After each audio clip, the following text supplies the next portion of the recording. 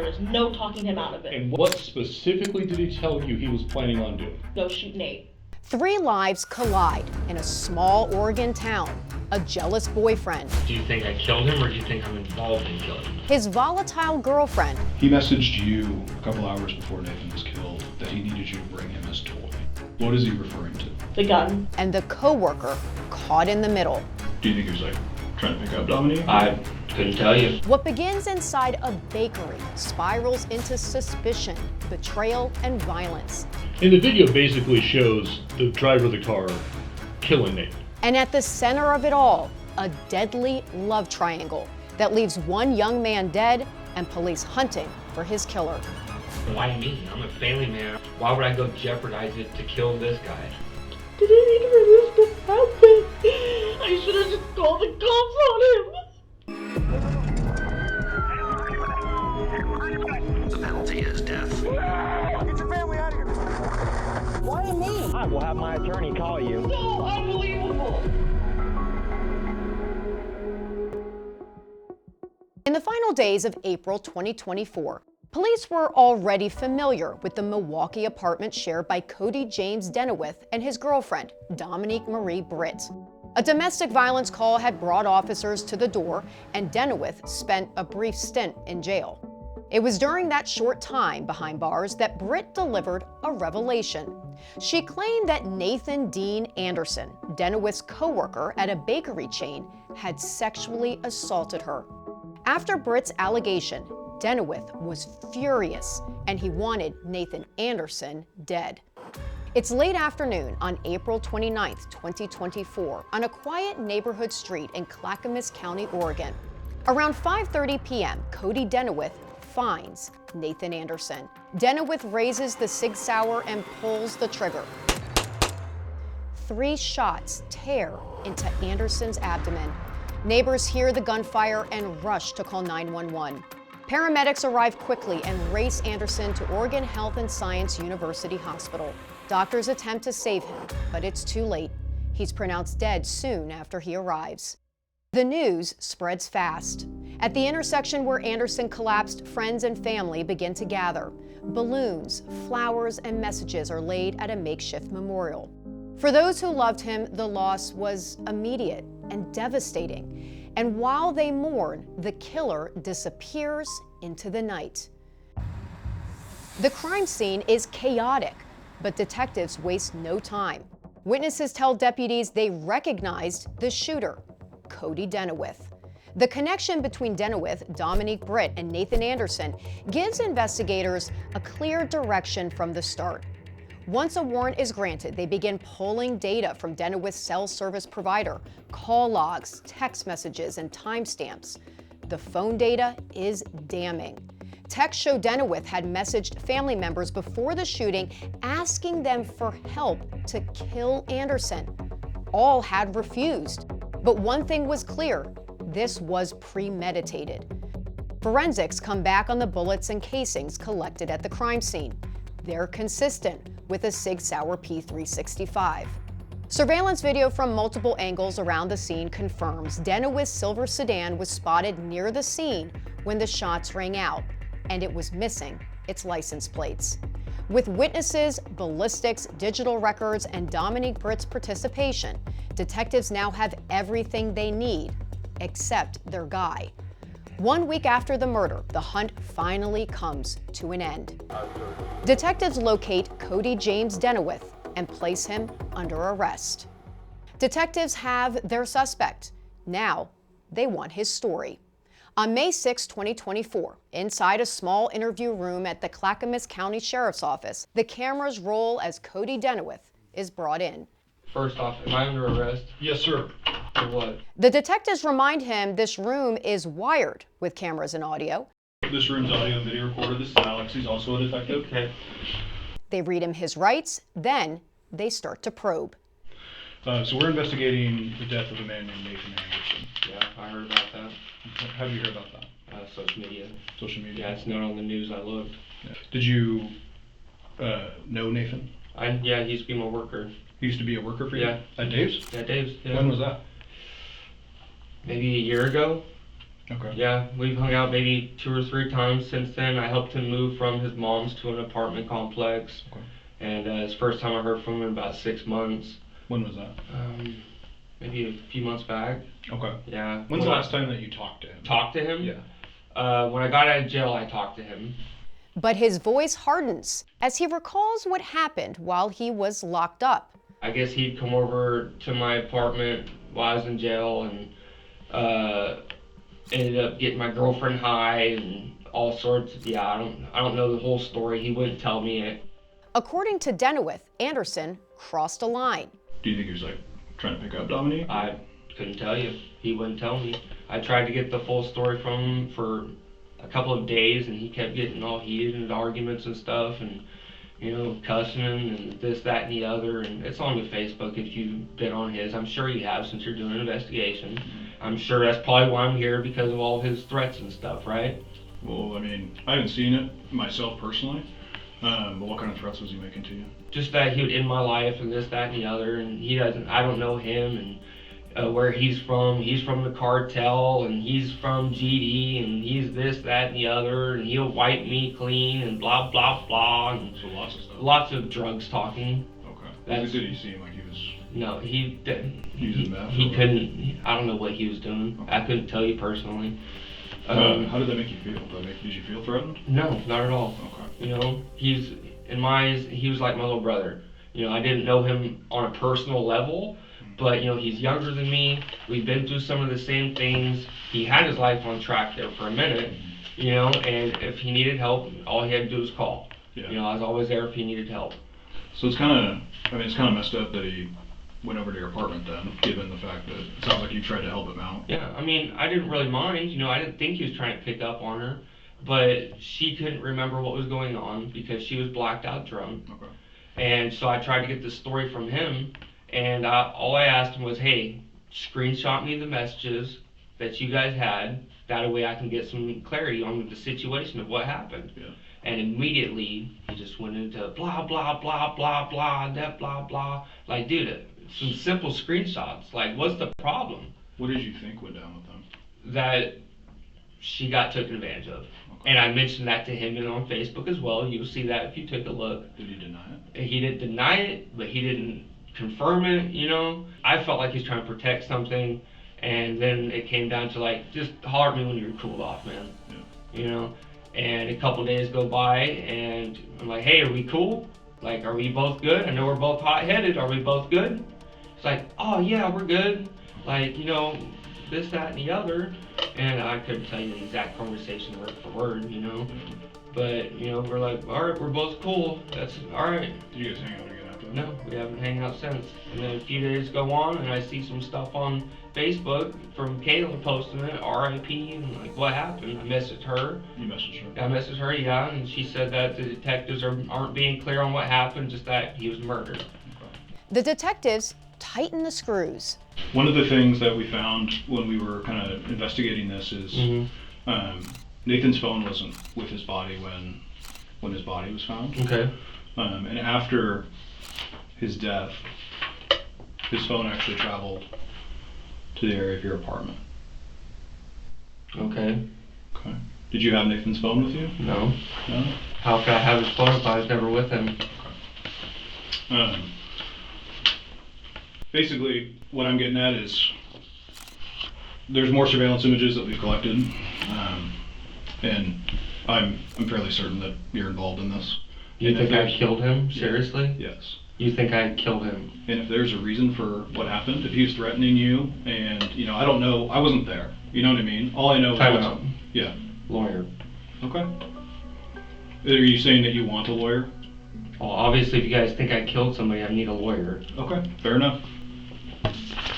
But the interrogation doesn't stop there. Even after asking for a lawyer, Denewith just keeps on talking. Why is it that you guys think I killed him? Well, based on our investigation. Do you think I killed him, or do you think I'm involved in killing him?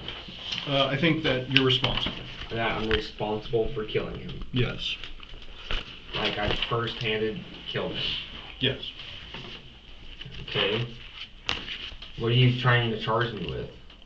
Murder in the second degree and unlawful use of a weapon. Okay. Under what grounds? Based on the evidence we've collected in our investigation. Do you have a reason, honest question, do you have a reason why we shouldn't be looking at you for this? Is there someone else we should be looking at? I mean, I couldn't tell you firsthand if there's somebody else, but me, Okay. Why me?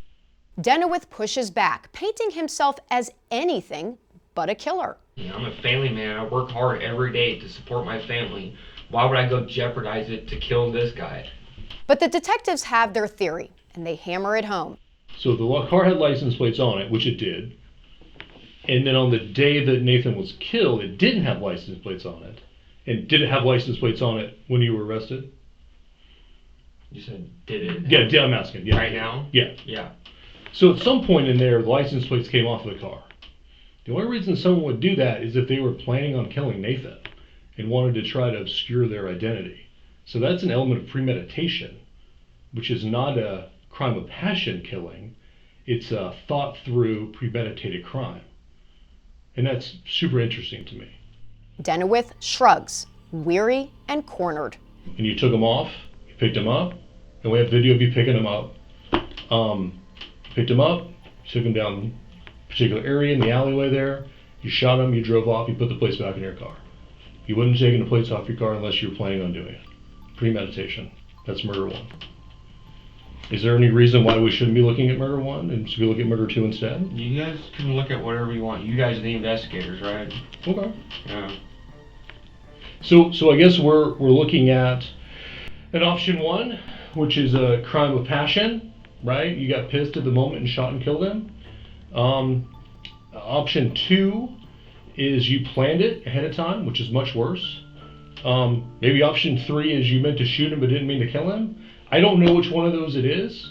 Those Any obviously. one of those options sound bad. No, none of them are good, but there's a hierarchy of bad, worse, worst, right? Which we kind of talked about. And this is kind of your opportunity to tell us which one of those it is, because you're probably not going to get another one. And this is one of those deals where I don't want to tell your story for you if you can tell it for yourself, but that's the option you're giving me. So it's up to you to tell us what happened or not tell us what happened. I think it's time to be a lawyer now. Okay. Because all three of those options are bad. I agree. Yeah. Ready whenever you guys are. Okay. How long until I go to the jail?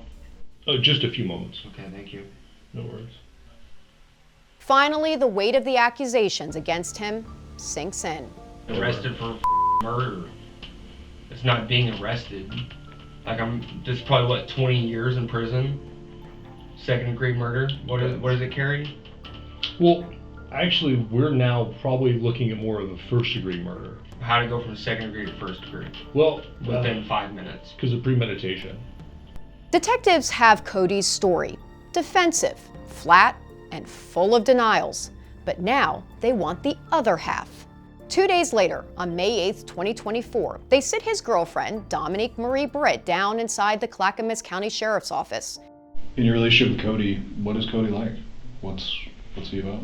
He's usually a very happy, like, chill person, a great dad, like, loves our kids, like, that's his kid, you know, in his eyes.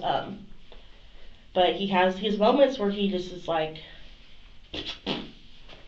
down, like his mental, and he's struggled with that his whole life, but he just has never gone on medicine because he doesn't want to be a zombie, he says. Do you think it's like depression, or is it I think more it's psychosis type? Yeah. Like, do you think he hears voices, or something in his head okay. that's, I don't know. Why do you think that? Is there behaviors you can attribute to, like, hey, that's an example of him being kind of mentally unstable? Yeah, like, accusing me of cheating on him when I'm, like, home all day with your kids. I cook, I clean, I take care of the house, like, I am with your kids, or just, like, thinking, like, I'm being sneaky, or thinking that everybody hates him, or people are talking about him, just, like, stuff like that, and it just gets worse and worse, and... Does he kind of spiral when he gets into those? Yeah, like this last month, completely different person. Okay. Yeah. Has there ever been any prior periods where he was like that? No, this is like the worst it's got. Like. Okay. Yeah. Has there ever been, I know that there was a call at your apartment Mm-hmm. on the 24th. Milwaukee police came out. Mm-hmm. It was a domestic violence call, is what I know. Yeah, he was screaming and yelling. Was And there any physical stuff that night? Has there ever been any kind of No. physical abuse? no, not at all. Like, usually, that night he drank like a whole fifth in like a 20-minute period from the time he got off work to the liquor store to the house. What do you drink? Crown Royal, I think. Okay. Yeah. But, no, he doesn't ever yell at me, nothing. Like, it's, this month is just, I don't know. Do you know what set it off, or why he's been acting like this? No. Okay. I think him getting arrested the last time kind of just made everything worse. Like, within like the last 2 weeks, it's just been like, I don't know, bad, I guess. His mental health, I don't know. She recalls that night with Nathan Anderson, the night at the center of this whole case, and a night she can barely piece together. I woke up and everything was just like, everything hurt. Like, Like a hangover? yeah. Or No, like my whole body. Like, was it a hangover pain or was it different pain? different pain. Like, my hangover pain was like, oh my head. Yeah. You know? Did you feel like something had happened to any of your intimate areas? Maybe, I don't know. My whole body hurt. But according to like the cops when they showed up, I had blood on me from, I don't know, like my knees still, you can see, still scraped up. So I don't know, like. Do you remember where that was from? Mm-mm. Okay. And you don't remember when Nate came over that night? No. Or anything like that? No, that night is a blur. Then the conversation shifts to Denewith's intentions. Did Cody ever express any sort of ill will against Nathan Anderson? No, I think it just, whatever happened to me, if it happened, if it didn't, you know, the way that Nate was wording it, it seemed like something happened to me, and I think Cody just, I don't know. I honestly couldn't tell you. He didn't tell me that he was going to do anything. If he did anything, I don't know. I'm like, my whole mind is like trying to like figure things out and like put pieces together. But it's not the Cody I know. Yeah. And it can be hard too, because, you know, the only thing that I know from doing this job is that people will surprise you. You know what I mean? Did you have any indication that Cody wanted to do anything bad to Nate, or that he was going to do anything crazy or anything? I know he was talking about wanting to beat him up. But detectives push, and Britt gives them what Cody Denewith wouldn't. Friday is when he had his mind set that that's what he was going to do, and there was no talking him out of it. And what specifically did he say? That I'm going to go shoot Nate. Okay. With the intention? I guess killing him. Okay. Yeah. Okay. Okay, so now you've given us more info. Tell us, if you don't mind, exactly what he said, when he said it, where you were when the conversation happened, and what he said his intent was going to be. Friday, I think, I don't think we were on the phone. I think we were together, so maybe in the car. And he just said that I'm going to go shoot him, and that's what I'm going to do. Like, there was no talking him out of it at all, because he was just gone. Like, gone. So I guess, you know, the big question here is, if you knew the plan, why is Nate dead? There was no stopping Cody at all. No matter how many times I told him, if you do this, you're gonna ruin your life. Your son's gonna grow up without you. Okay. Did not care. The detectives zero in on the weapon. He messaged you a couple hours before Nathan was killed that he needed you to bring him his toy, the one from upstairs. Yeah, and I told him sure, and then I called him and I said, no, I'm not bringing nothing to you. What is he referring to? The gun, probably. Did he really come and get the gun? Yes. And let me explain something to you that I don't want you to say something you can't take back later. Mm-hmm. And this is why I'm going to tell you this. Because one, that he went and got himself, supposed you bring it to him, doesn't make any sense. Based off the messages, it makes no sense. Mm-hmm. But beyond that, we've applied for court orders to get his phone records. Okay? Do you know anything about cell towers and how that stuff works? Mm-hmm. Okay, it's actually kind of confusing. So when we get the records back, we'll be able to tell, because the more cell towers they are, the better information you get, right? And there are a ton in any metro area, especially where you guys live. So when Detective Hunter looks at those records, he'll be able to tell that Nate drove up or didn't drive up, and whether or not he went in the house or not. Mm-hmm. So if it shows that he drove up and then drove away, it means you brought him the gun. Mm-hmm. So if that's what happened, this is the time to talk about it. So talk to us about you bringing him the gun.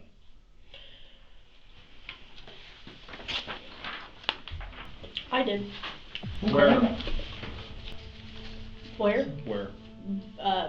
He was on the side of the street, and I brought him the backpack and everything. It was the piece investigators had been waiting for, the handoff of the murder weapon. What did he do with the gun? I don't know. I really don't know. I haven't seen it since then. I don't know. What did he do with Nathan's belongings? It was at my mom's, and he threw it away. Me, my mom, and him, because my mom had a trash bag. We walked to her trash, and he threw away that bag that was in the warrant that you guys were looking for. So I don't know if maybe the gun was in that backpack or something. I don't know. I just know he threw it away. When he told you that he shot Nathan, what did he say exactly? Nathan got out of the car and he shot him and then he drove off. And yet, Britt said when Denewith returned, he acted as if nothing had happened. What was the conversation like after that? He was completely normal. Like, he didn't go and just shoot somebody. Like, we went to McDonald's, got the kids food, we went back to my mom's, we watched the Smurfs movie, went to sleep, got Sadie up for school, like, everything we do on a normal day. The truth she had tried to avoid finally tumbles out. I knew when he came into the house and got the gun that that's what he was gonna do. Okay. I knew. When was the first time he said, "I'm gonna shoot and kill Nate"? Friday is when he had his mind set. He was not gonna let it go, and I just told him, okay, if it needs to happen, then it needs to happen. But you're gonna get caught. That's what I told him. There's no way of getting away with. So that terminology, if it's going to happen, if it needs to happen, it's going to happen, that's your acceptance of it. That's your verbal acceptance of, yes, Nate needs to die. Is there any other way to look at that? How responsible do you think you are that Nate was murdered? I think whatever happened to me didn't happen. I just think, I don't know. And I understand what you're saying, and I think that, I think you need to really tell us now about what really happened with you and Nate. I 100% don't remember that night at all. Okay. I don't. Sitting here right now, do you think Nate raped you? Yeah, probably. Okay. From what my bottom area looked like, yeah. Do you think Nate you? Mm-hmm. Okay. And that's horrible, and that's not excusable, but it's also not a reason for murder. No. So from the time that incident happened until the time that Cody murdered Nate, mm-hmm. How many opportunities did you have to contact police and talk about that? Every day. And you guys talked about that, didn't you? About what? Making a report. Mm-hmm. Tell me about that. I told him, well, I should just go to the cops and make a report. No, I'm gonna handle it myself. I was like, no, I can, like, it happened to me, No, I'm gonna handle it myself. I'm gonna handle it myself. There's no proof that anything happened to you. Well, I'm sorry that happened to you. Doesn't give him the right to kill anybody. No. Not at all. So either we're looking at one of two things happened. Either you were good to go with it from the beginning, or this was your deal and you wound him up and kicked him loose. No. So which of those two is it?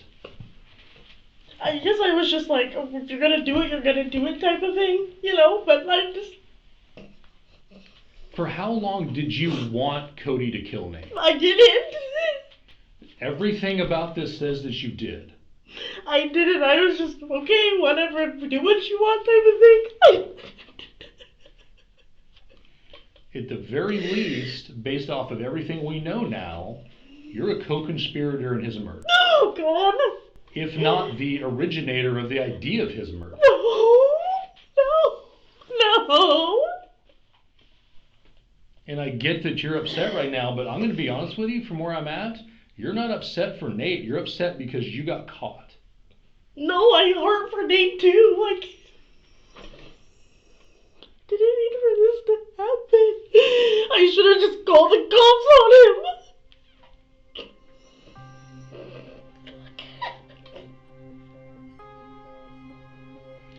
You could have made that call on Friday. You could have made the call on Saturday. I know, You every could have made day. a call on most of Monday. All Sunday, most of Monday. Okay? So this idea that you just sort of went with the flow, I'm sorry, but it just doesn't track with the information we have. Dominique Britt is taken into custody. Both she and Cody Denewith face charges of murder and unlawful use of a weapon. With the investigation now complete, the focus shifts from the streets to the courtroom. In December 2024, 27-year-old Dominique Britt pleaded guilty to first-degree manslaughter and unlawful use of a weapon. She's sentenced to 150 months in prison. In April 2025, Cody Denewith pleaded guilty to first-degree manslaughter and first-degree assault with a firearm, resulting in a combined 27.5-year sentence. For Nathan Anderson's family, the verdict brings a measure of closure. But no sentence, no judgment could restore the life that had been taken far too soon. For Law&Crime Investigates, I'm Kristin Thorne.